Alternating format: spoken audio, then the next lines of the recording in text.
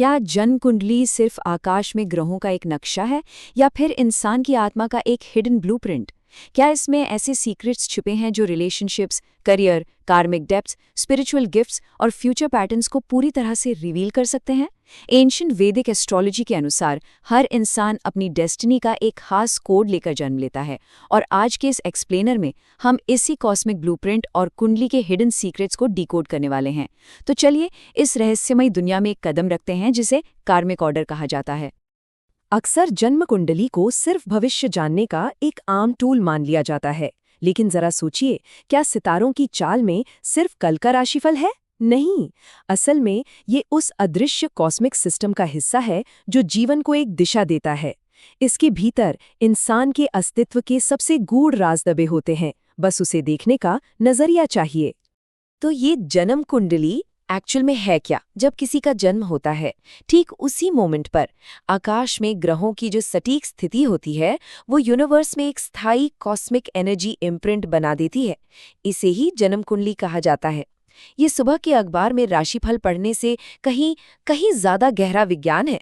असली रहस्य तो उन घरों, कार्मिक योगों और ग्रहों के गठजोड़ में छिपे होते हैं जो ब्रह्मांड की खींची गई उस एक तस्वीर से बनते हैं और लाइफ की पूरी कहानी बयां करते हैं। अब आते हैं हमारी कुंडली के सबसे पहले और बुनियादी स्तर पर। पहला स्तर है लग्न का रहस्य। लोग जनरली सोचते हैं कि उनकी सूर्य राशि या सन साइन ही उनकी पूरी आइडेंटिटी है, लेकिन वैदिक एस्ट्रोलॉजी में लग्न या असेंडेंट असल में किसी भी व्यक्ति की आउटर पर्सनालिटी, उनके यूनिक ऑरा और लाइफ के सच्चे रास्ते को रिवील करता है। ये वो फिल्टर है जिसके थ्रू कोई भी इंसान अपनी आत्मा को इस फिजिकल वर्ल्ड में प्रोजेक्ट करता है। एक ही सूर्य राशि वाले दो लोग एकदम अलग हो सकते हैं क्योंकि उनका लग्न अलग होता है, और इस लगन का इम्पैक्ट बहुत रियल होता है। एक मजबूत लगन स्वाभाविक रूप से एक मैग्नेटिक ऑरा और लाइफ में क्लियर डायरेक्शन देता है। ऐसे लोगों में कॉन्फिडेंस और एनर्जी का लेवल एकदम हाई रहता है और लोग उनकी तरफ खुद ब खुद खिंचे चले आते हैं। वहीं दूसरी तरफ अगर लगन कमजोर है तो ये लाइफ में कंफ्यूजन, सेल्फ डाउट और लो एनर्जी क्रिएट कर सकता है। मतलब कुंडली का ये हिस्सा सीधे तौर पर किसी भी इंसान के वजूद और कॉन्फिडेंस को कंट्रोल कर रहा है। चलिए अब थोड़ी और गहराई में चलते हैं। दूसरा स्तर, राहु और केतु के रहस्यमयी कार्मिक पोर्टल। राहु और केतु की बात करें तो ये सबसे मिस्टीरियस प्लैनेट्स माने जाते हैं। असल में खगोल विज्ञान के हिसाब से इनका कोई फिजिकल एग्जिस्टेंस है ही नहीं। एंशिएंट स्क्रिप्चर्स के अनुसार ये सिर्फ ग्रह नहीं बल्कि पावरफुल कार्मिक पोर्टल्स हैं। राहु इस जन्म की इच्छाओं, जुनून और उन अनफिनिश्ड कर्मा को दिखाता है जिन्हें पूरा करने की असीम भूख होती है। और केतु उन लेसन्स और स्पिरिचुअल गिफ्ट्स को रिवील करता है जिनमें आत्मा पिछले जन्मों में ऑलरेडी मास्टर हो चुकी है। ये दोनों शैडो एनर्जीज मिलकर कर्मों के एक अंतहीन चक्र को चलाती हैं। इस बात को समझना बहुत जरूरी है कि लाइफ के कई बड़े स्ट्रगल्स कोई कॉस्मिक पनिशमेंट नहीं होते। कभी कभी ये बहुत ही जरूरी कार्मिक लेसन्स होते हैं। राहु और केतु जो भी चैलेंजेस लाते हैं वो आत्मा के एवोल्यूशन के लिए ही डिजाइन किए गए हैं, बिल्कुल वैसे ही जैसे लोहे को आग में तपाकर और मजबूत बनाया जाता है। ये पर्सपेक्टिव ना लाइफ के दर्द को एक पर्पस और संघर्ष को एक सीढ़ी में बदल देता है। अब आते हैं तीसरे स्तर पर, छिपे हुए आध्यात्मिक उपहारों या स्पिरिचुअल गिफ्ट्स को जगाना। क्या मालूम था कि कुंडली में हिडन स्पिरिचुअल गिफ्ट्स भी होते हैं? बिल्कुल होते हैं। जैसे एक स्ट्रॉन्ग मून इंसान का इंट्यूशन बहुत बढ़ा सकता है, एक गहरी इमोशनल समझ दे सकता है। पावरफुल जुपिटर गहरे स्पिरिचुअल विजडम और गाइडेंस को एक्टिवेट करता है। नेपच्यून जैसे कॉम्बिनेशंस साइकिक सेंसिटिविटी और रहस्यमयी जागरूकता लाते हैं। और सबसे इंटरेस्टिंग है आठवां भाव। दुनिया के कई महान हीलर्स, टैरो रीडर्स और स्पिरिचुअल गाइड्स की कुंडली में इसी 8th हाउस की इंटेंस एनर्जी पाई जाती है जो हीलिंग और ऑकल्ट साइंसेस की नेचुरल एबिलिटी देती है। आगे बढ़ते हैं चौथे स्तर की ओर, सोल कॉन्ट्रैक्ट्स और कॉस्मिक रिश्ते। क्या कुंडली सोलमेट कनेक्शंस भी रिवील कर सकती है?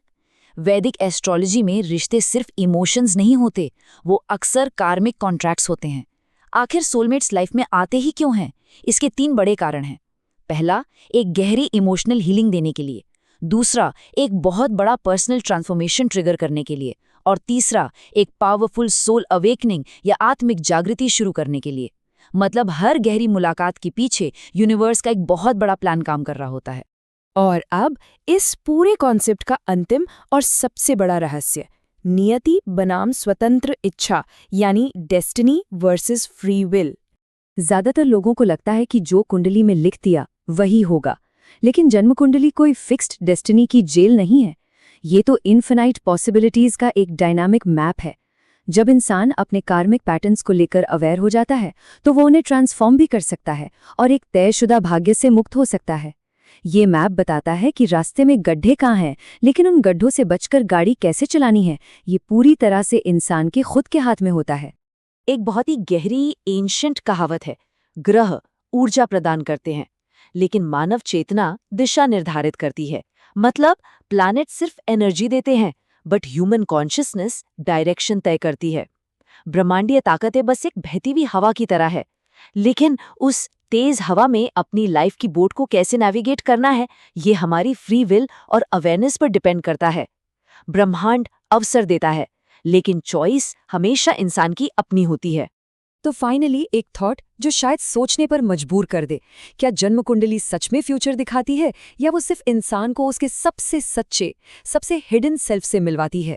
शायद कुंडली हमें भविष्य नहीं बताती, बल्कि ये याद दिलाती है कि हमारी आत्मा की गहराई में कितनी पावर छिपी है। अगर स्पिरिचुअलिटी, ऑकल्ट साइंसेज और हिडन कॉस्मिक विजडम को एक्सप्लोर करना पसंद है तो इस चैनल से जुड़े रहें। आज के इस एक्सप्लेनर में बस इतना ही। कार्मिक order, enter the world beyond the visible.